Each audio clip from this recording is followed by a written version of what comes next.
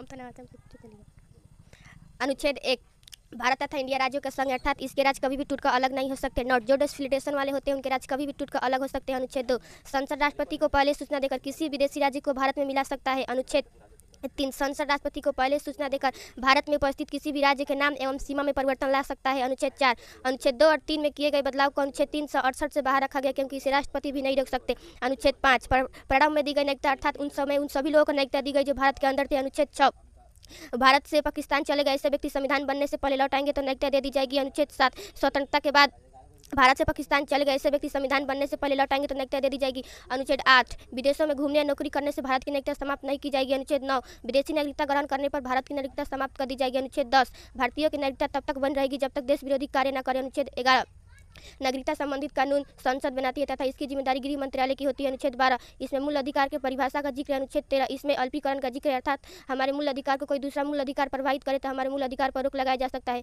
अनुच्छेद 14 विधि के समक्ष समानता अर्थात कानून के सामने सब समान है। अनुच्छेद 15 जाति धर्म लिंग जन्म स्थान के आधार पर भेदभाव नहीं किया जाएगा। अनुच्छेद 16 इसमें लोक निर्वाचन अर्थात सरकारी नौकरी की चर्चा है। अनुच्छेद 17 इसमें अस्पृश्यता अर्थात छुआछूत का अंत हुआ है। अनुच्छेद 18 इसमें उपाधियों का अंत हुआ है लेकिन शिक्षा संबंधित उपाधि रख सकते हैं। अनुच्छेद 19 के एक अभिव्यक्ति की स्वतंत्रता बोलने की स्वतंत्रता झंडा लहराने की स्वतंत्रता प्रेस की स्वतंत्रता या मीडिया। अनुच्छेद 19 के 2 बिना हथियार की सभा करने की स्वतंत्रता। अनुच्छेद 19 के 3 संगठन बनाने की स्वतंत्रता। अनुच्छेद 19 के 4 बिना रोक टोक के चारों ओर घूमने की स्वतंत्रता। अनुच्छेद 19 के 5 भारत के किसी भी क्षेत्र में बसने की स्वतंत्रता। अनुच्छेद 19 के 6 संपत्ति के अधिकार। अनुच्छेद 19 के साथ व्यवसाय करने की स्वतंत्रता। अनुच्छेद 20 इसमें 3 प्रकार की स्वतंत्रता दी गई है। एक गलती की एक सजा। 2 सजा उस समय के कानून के अनुसार दी जाएगी ना कि पहले और बाद। 3 सजा के बाद भी कैदी को संरक्षण प्रदान किया जाएगा। अनुच्छेद 21 में प्राणदेहिक एवं अधिक धुआं देने वाली वाहन एवं बिना हेलमेट वाले व्यक्ति को पुलिस चालान काटती है। अनुच्छेद 22 इसमें 3 प्रकार की स्वतंत्रता दी गई है जो गिरफ्तारी पर सुरक्षा प्रदान करेगी।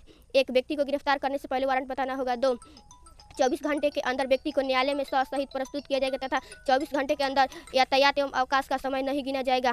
3 गिरफ्तार व्यक्ति को अपने मनपसंद वकील रखने का अधिकार है। अनुच्छेद 23 इसमें बलात्कार एवं बेगारी काम पर रोक लगाया गया है लेकिन राष्ट्रीय सुरक्षा के हित में बलात्कार बेगारी काम कराया जा सकता है। अनुच्छेद 24 14 वर्ष के कम उम्र के बच्चों को खतरनाक काम में नहीं लगाया जाएगा। अनुच्छेद 15 इसमें अंतःकरण की 25 इसमें अंतःकरण की चर्चा है अर्थात व्यक्तिगत धार्मिक स्वतंत्रता है। इसी के तहत सिखों को कृपलान मुस्लिमों को धारी और हिंदुओं को टिक रखने की स्वतंत्रता है। अनुच्छेद 26 इसमें सामूहिक व्यक्तिगत धार्मिक स्वतंत्रता है। इसी के तहत यज्ञ हवन सड़क पर नमाज पढ़ने की स्वतंत्रता है। अनुच्छेद 27 धार्मिक कार्य के लिए रखे धन पर टैक्स नहीं लगाया जाएगा। अनुच्छेद 28 सरकारी धन से चल रहे संस्था में धार्मिक शिक्षा नहीं दी जाएगी। अनुच्छेद 29 इसमें अल्पसंख्यक की रक्षा और कहा गया है किसी भी अल्पसंख्यक को भाषा या संस्कृत के आधार पर किसी भी संस्था में प्रवेश से नहीं रोक सकते हैं। अनुच्छेद 30 इसमें अल्पसंख्यकों को शिक्षा संबंधित संरक्षण प्रदान है। अनुच्छेद 31 इसमें पैतृक संपत्ति की चर्चा है जो पहले मूल अधिकार था अब इसे कानूनी अधिकार 44वें संविधान संशोधन के द्वारा इसे कानूनी अधिकार बनाकर अनुच्छेद 3 के क में जोड़ दिया गया है। अनुच्छेद 32 इसमें संवैधानिक उपचारों का अधिकार है। अनुच्छेद 33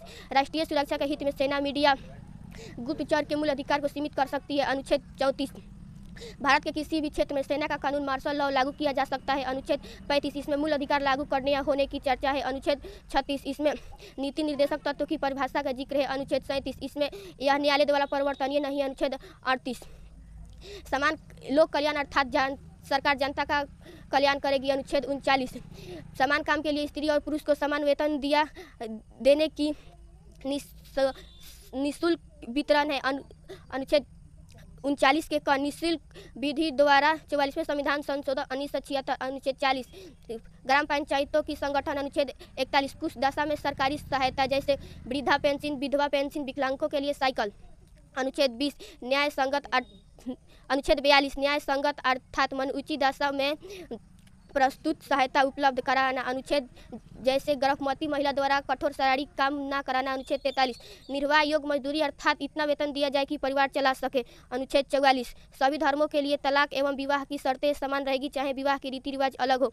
अनुच्छेद 45 6 वर्ष के कम उम्र के बच्चों के स्वास्थ्य के ध्यान की जिम्मेदारी सरकार की जिम्मेदारी है। अनुच्छेद 46 ओबीसी एससी और एसटी के लिए विशेष संरक्षण है। अनुच्छेद 47 सरकार पौष्टिक आहार उपलब्ध कराएगी अर्थात नशीली दवाओं एवं शराब पर प्रतिबंध लगाएगी। अनुच्छेद 48 पर्यावरण वन जीवों की सुरक्षा करना सरकार का कर्तव्य है। अनुच्छेद 49 राष्ट्रीय स्मारकों की रक्षा करना सरकार का कर्तव्य है। अनुच्छेद 41 यह अनुच्छेद 50 न्यायपालिका को कार्यपालिका से अलग करना। अनुच्छेद 51 अंतर्राष्ट्रीय शांति को बढ़ावा देना अर्थात राष्ट्रीय विवादों को मध्यस्थता द्वारा सुलझा देना। इसी के तहत हमारा भारत यूएनओ का सदस्य बना।